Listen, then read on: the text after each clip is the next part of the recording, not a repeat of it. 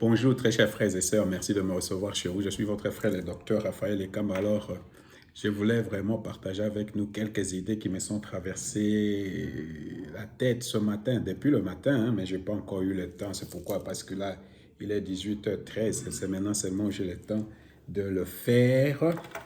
Alors, je voulais partager avec vous, je pense que ça va faire 5 points.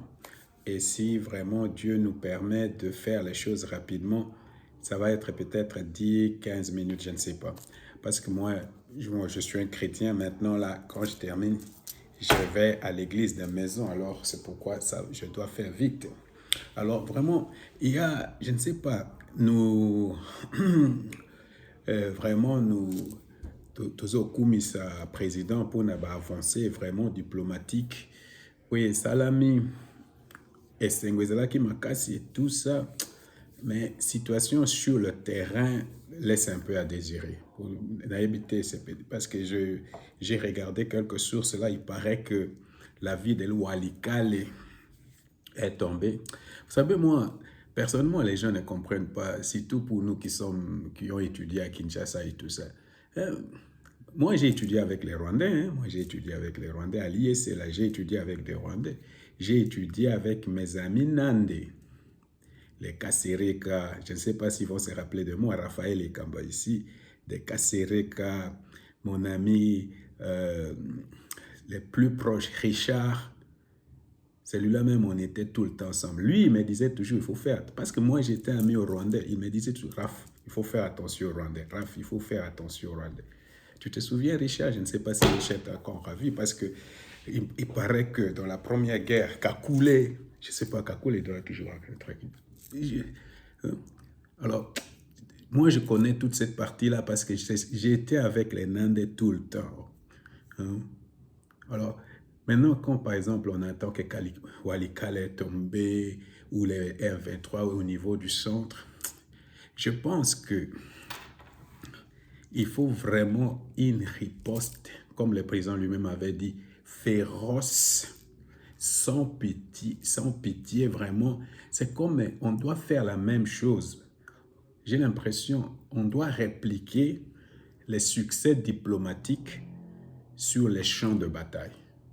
Il faut répliquer les succès diplomatiques sur les champs de bataille et cette guerre va finir le plus rapidement que possible. Parce que là, nous sommes en train de gagner sur le plan international et tout à coup, ils sont en train de créer de faits sur le terrain. Alors, je ne sais pas, c'est peut-être un conseil que je peux donner au président. Je ne sais pas si je suis même en mesure de donner un conseil au président parce que je pense qu'il a entouré des gens beaucoup plus intelligents que moi.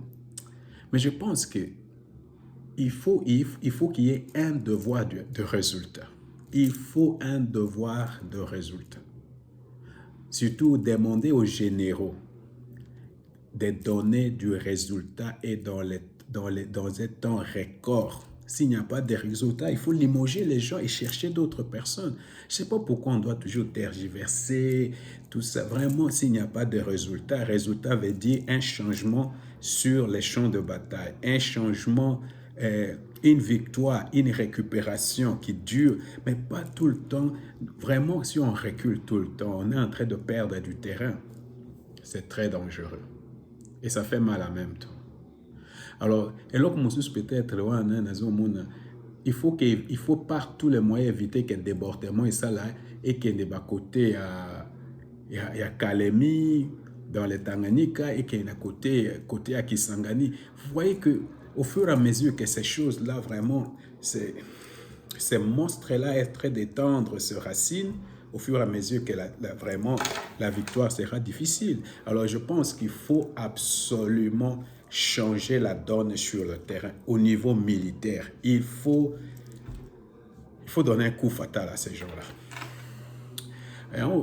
C'est pourquoi moi ça m'étonne. Moi je ne suis pas un militaire, mais au fur et à mesure la guerre Ukraine et l'équipe, moi je suivais toujours LCI. Et là-bas, il y avait beaucoup d'analystes militaires, hein, beaucoup d'analystes militaires français, naturellement.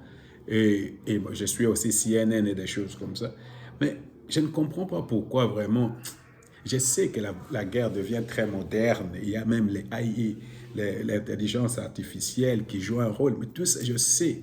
Mais vraiment les basics de la guerre n'ont pas changé. C'est bombarder les dépôts de munitions, c'est couper les voies des approvisionnements, c'est utiliser des actions commando, c'est tendre de pièges à l'ennemi et quelquefois utiliser les snipers, les gens qui peuvent tuer les gens, les autres. C'est comme je vois là, ces gouverneurs-là, je ne sais pas, les gouverneurs là, Bahati là, qu'ils ont installé là-bas, aller se promener partout là-bas.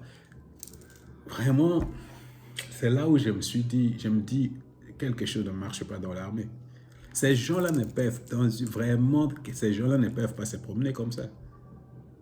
Ces gens-là ne peuvent pas se promener comme ça. Parce que s'il y avait des snipers, s'il y avait des drones, s'il y avait... Ces gens-là ne peuvent pas se promener comme ils étaient à Sake, ils étaient à Bwaremana, ils ne peuvent pas.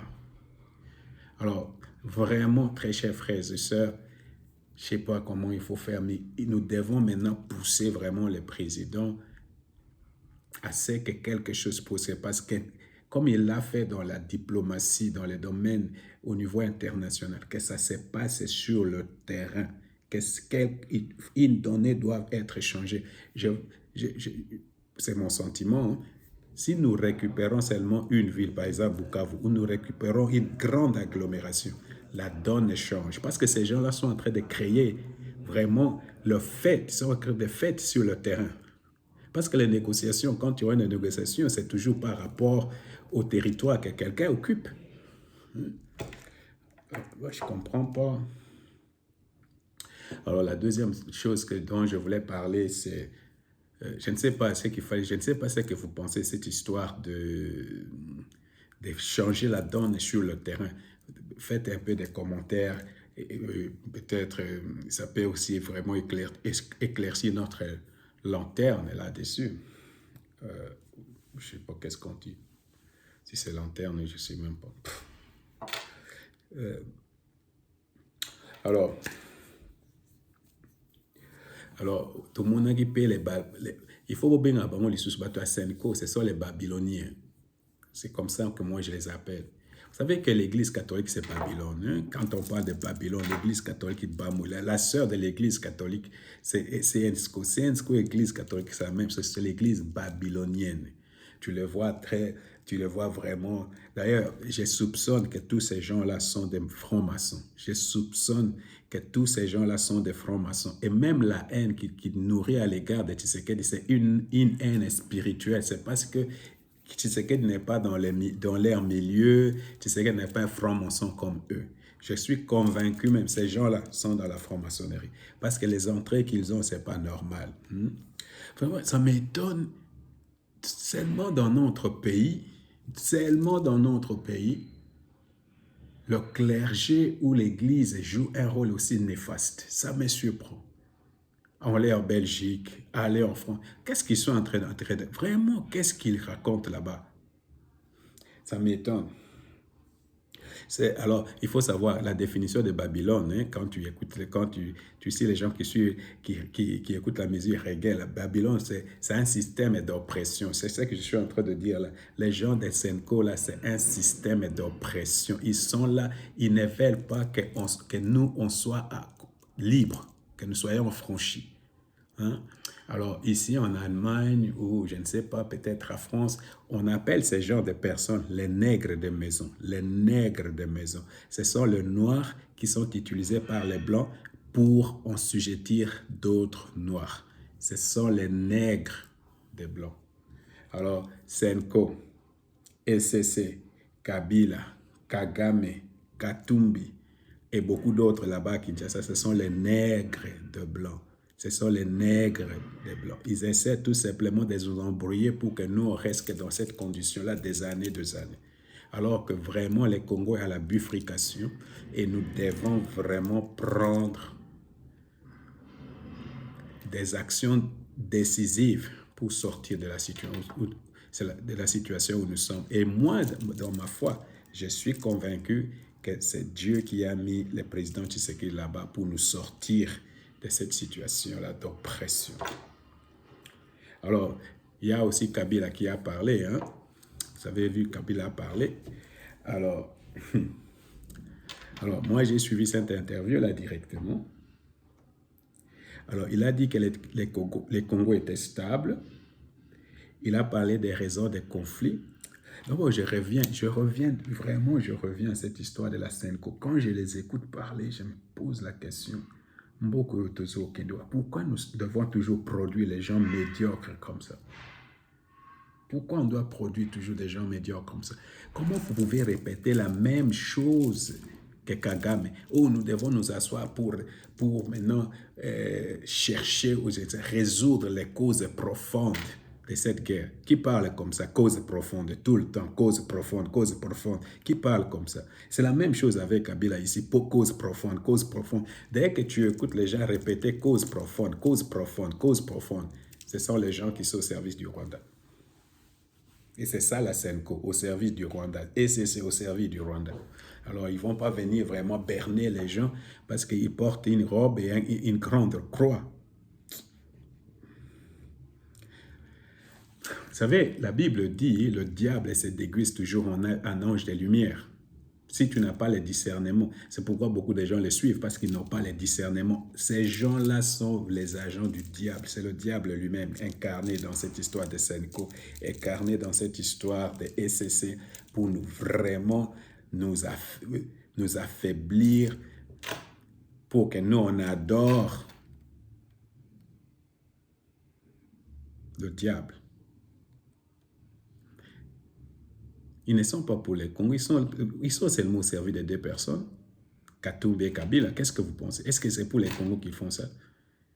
Scholl est peut-être lui un peu, il roule un peu pour Fayoul. Je ne sais pas s'ils sont de la même région. C'est malheureux. Alors Kabila a parlé, les Congos étaient stables quand il a quitté. Les Congos étaient très stables. Quand il a quitté, il a laissé les Congos à un état où les Congos pouvaient décoller. Les raisons du conflit.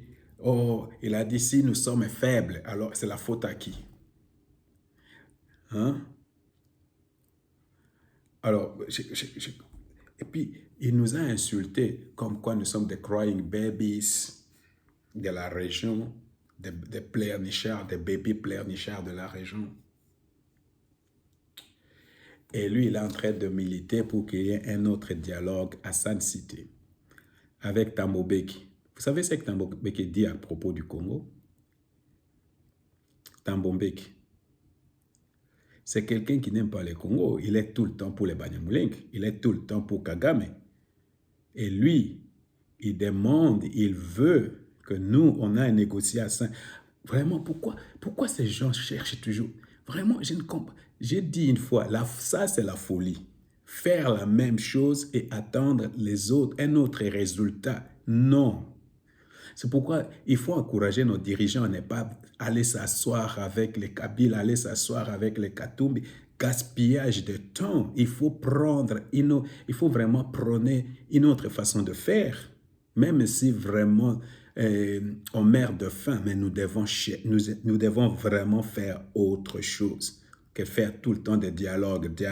On a fait des dialogues là combien? Pourquoi ça doit être en Afrique du Sud? Pourquoi ça doit être à Sun City? Pourquoi il faut qu'il y ait un Thabo Mbeki? Pourquoi il faut qu'il y ait quelqu'un qui vient du Sénégal? Pourquoi il faut qu'il y ait quelqu'un qui vient du Nigeria pour venir résoudre les problèmes du Congo? Et ça, depuis Mobutu, toujours la même histoire quand même. On doit une fois arrêter, Congolais. C'est pourquoi il faut soutenir le président Tshisekedi pour que vraiment on mette fin plutôt à cette diarrhée de dialogue. Excusez-moi le terme.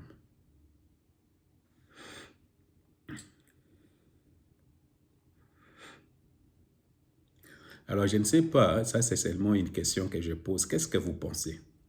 Il y a le Niger qui a quitté la francophonie. Je pense que le Mali va quitter la francophonie. Je pense aussi que le Burkina va quitter la francophonie. Alors, j'ai l'impression que la diplomatie rwandaise assise sur la femme là, Mouchekwabo, je ne sais pas comment elle s'appelle, travaille contre le Congo pratiquement. Alors, parce que dernièrement, vous savez, le 20 mars, c'était la journée de la francophonie. Hein? Alors, qu'est-ce que vous pensez? Je pense que nous aussi, comme Congolais, nous devons quitter la francophonie. Nous devons quitter. Je ne sais pas comment on peut vraiment faire pour pousser les gouvernements. Faites-moi une suggestion. Je ne sais pas qu'est-ce que nous pouvons faire pour pousser les gouvernements à prendre une décision définitive et quitter cette histoire de francophonie. Qu'est-ce que vous en pensez? Qu'est-ce que vous en pensez? Alors, je vais finir par ça quelque chose. Vraiment, ça quelque chose que j'ai, quelque chose que j'ai eu ce matin quand je me suis réveillé. Parce que vous savez, beaucoup de gens parlent du Saint-Esprit. Hein? En tout cas, si les gens pensent que vraiment l'abbé Scholl a le Saint-Esprit, pour moi,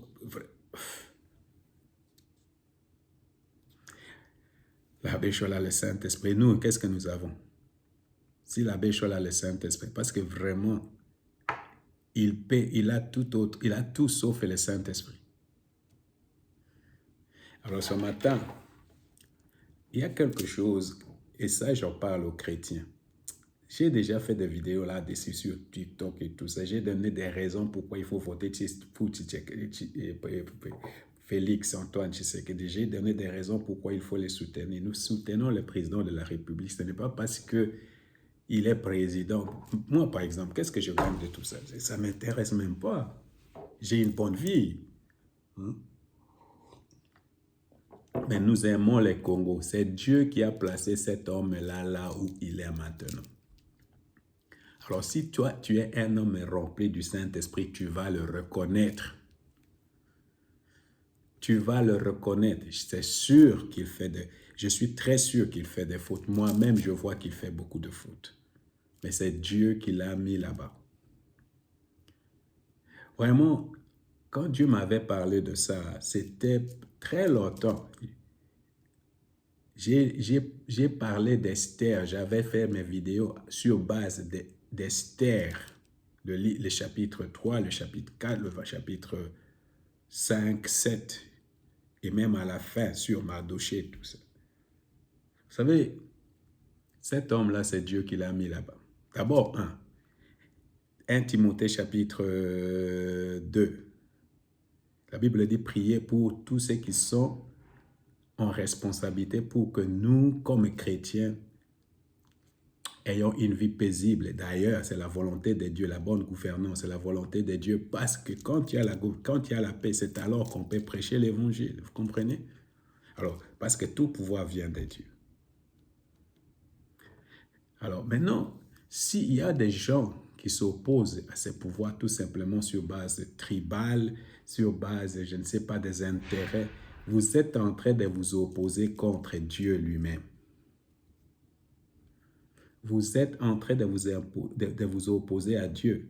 Et si vous vous d'ailleurs, c'est le conseil de Gamaliel, tu ne peux pas t'opposer à Dieu. Alors, vous savez, quelqu'un qui est rempli du Saint-Esprit, la Bible dit, c'est lui qui est rempli. C'est comme, il sait la direction du vent, où vont les vents. Il est comme les vents. Et on sait dans quelle direction. Maintenant, c'est que le Saint-Esprit est en train de faire des choses. Dieu est en train de faire des choses directement là au Congo pour guérir les Congos, pour délivrer les Congos et tout ça. Et il y a des gens, beaucoup de chrétiens, qui, je ne sais pas, à cause peut-être de la haine ou à cause peut-être du tribalisme, ils sont en train de s'opposer à ce que le Saint-Esprit est en train de faire dans notre pays. Ils s'opposent à Tshisekedi comme personne et des choses comme ça. Alors, ce n'est pas à Tshisekedi que vous vous opposez à ce que Dieu est en train de faire dans la République du Congo, dans le pays. Alors, il faut cesser avec ça. Il faut cesser avec ça. Entre-temps, moi je sais, quand il y a la volonté de Dieu, l'opposition devient toujours très forte. Mais vous savez quoi? Personne ne peut empêcher le dessein de Dieu. Personne ne peut s'opposer au dessein de Dieu. Personne ne peut s'opposer au dessein de Dieu. Il faut répéter avec moi ça. Personne ne peut s'opposer au dessein de Dieu. Alors opposez-vous comme vous voulez, faites même la guerre. Vous allez voir, vous n'allez pas gagner cette guerre. Cette guerre, nous, on va la gagner et le Congo sera libre. Que le Seigneur vous bénisse.